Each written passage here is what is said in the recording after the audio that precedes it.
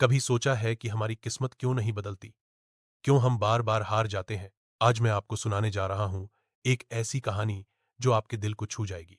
ये कहानी है रामू की, एक गरीब किसान की, जो किस्मत को कोसता रहा। लेकिन जब उसने खुद पर भरोसा किया तो उसने वो कर दिखाया जो पूरे गांव के लिए नामुमकिन था। तो चलिए सुनते हैं। रामू और पत्थर का पुल, एक प्रेरणा की सच्ची मिसाल। बहुत पुराने जमाने की बात है। पहाड़ों के बीच बसा एक छोटा सा गांव था, सीतापुर। गांव छोटा था, लेकिन लोग मेहनती और दिल के साफ थे। पर एक समस्या थी। गांव के लोग हर साल बरसात के मौसम में परेशान हो जाते थे। गांव के बीचों बीच एक गहरी नदी बहती थी। गर्मियों में नदी सूख जाती, लोग पैदल पार कर लेते। लेकिन जैसे ही बारिश आती, नदी में पानी भर जाता, तेज बहाव होने लगता और गांव का शहर से संपर्क टूट जाता। गांव वालों को अपना अनाज, दवाई, कपड़े, सब कुछ शहर से ही लाना पड़ता। जब पानी बढ़ जाता तो नदी पार करना नामुमकिन हो जाता। कई बार लोग पानी में बह जाते, लेकिन सालों से कोई भी इस समस्या का हल नहीं निकाल पाया। गांव में एक गरीब किसान रहता था। नाम था रामू। रामू के पास बहुत जमीन नहीं थी, बस थोड़ा सा खेत और एक झोपड़ी थी। दिन रात खेत में काम करता, लोगों का सामान ढोता और अपने बूढ़े माँ बाप का पेट पालता। रामू का सपना था, काश कोई ऐसा पुल बन जाए जिससे लोग बरसात में भी नदी पार कर सकें। लेकिन वो जानता था कि यह आसान नहीं है। गांव के पास इतने पैसे नहीं थे और सरकार के अधिकारी तो कभी उनकी तरफ देखते भी नहीं थे। हर बरसात में जब नदी उफान पर होती, गांव के लोग इकट्ठा होकर भगवान को कोसते, हे भगवान, हमारे गांव की सुध लो। कब तक हम यूं ही फंसे रहेंगे? सरकार निकम्मी है, किसी को हमारी परवाह नहीं। हम गरीब हैं, हमारी किस्मत ही खराब है। रामू भी कभी कभी सोचता, सच में भगवान ने हमें बहुत दुख दिया है। अगर मैं अमीर होता तो खुद पुल बनवा देता। लेकिन हर बार उसकी बूढ़ी मां कहती, बेटा, किस्मत को कोसने से कुछ नहीं होता। भगवान ने हमें हाथ, पांव और दिमाग दिया है। मेहनत करो, रास्ता खुद बन जाएगा। रामू सुनता, लेकिन उसके मन में सवाल रहता, मैं अकेला क्या कर सकता हूं? एक साल बरसात बहुत भयंकर आई। नदी में इतना पानी भर गया कि कई घरों में पानी घुस गया। रामू की झोपड़ी के पास भी पानी आ गया। उस दिन शहर से दवाई लाने गए गांव के 4 लोग नदी पार करते समय बह गए। पूरा गांव डर गया। अब तो लोग और ज्यादा किस्मत को कोसने लगे। रामू की बूढ़ी मां बीमार हो गई। उसे तुरंत दवाई की जरूरत थी, लेकिन नदी में पानी के कारण शहर जाना असंभव था। रामू ने पहली बार महसूस किया, अगर मैं बैठा रह गया तो मेरी मां मर जाएगी। मुझे कुछ करना होगा। रात में रामू नदी के किनारे बैठा था। चांदनी में पानी का तेज बहाव डरावना लग रहा था।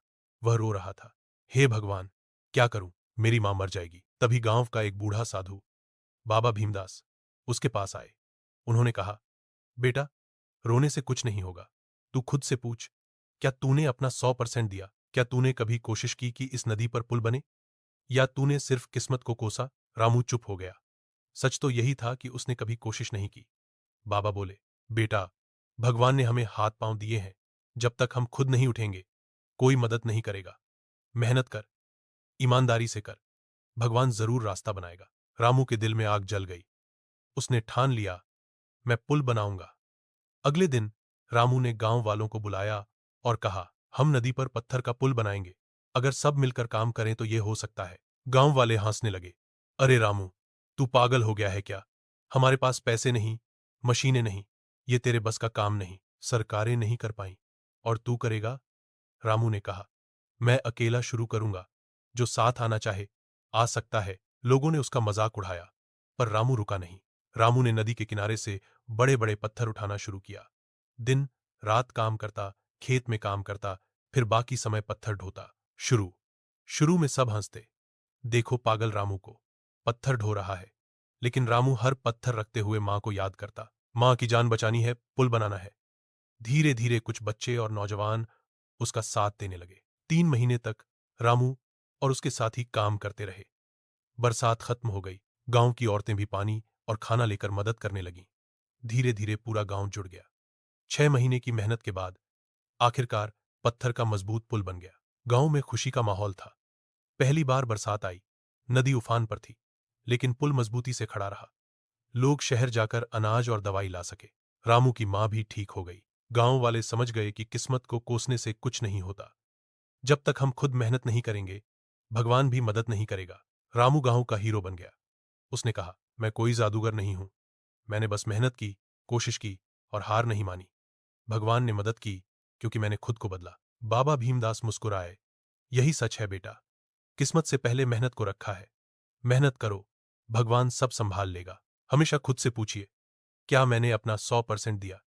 किस्मत को कोसने से कुछ नहीं होगा। मेहनत, धैर्य और विश्वास से असंभव भी संभव हो जाता है। दोस्तों, जरा सोचिए, रामू अगर किस्मत को कोसता रहता तो क्या कभी पुल बनता? भगवान भी उसी की मदद करता है जो खुद मदद करने उठता है। अगली बार जब भी मुश्किल आए, खुद से पूछिए, क्या मैंने अपना 100% दिया? याद रखिए, किस्मत से पहले मेहनत को रखा है भगवान ने। अगर ये कहानी आपको अच्छी लगी तो इसे अपने दोस्तों तक जरूर पहुंचाइए। और हां, एक वादा करिए, अगली बार किस्मत को कोसने से पहले मेहनत को मौका दीजिए।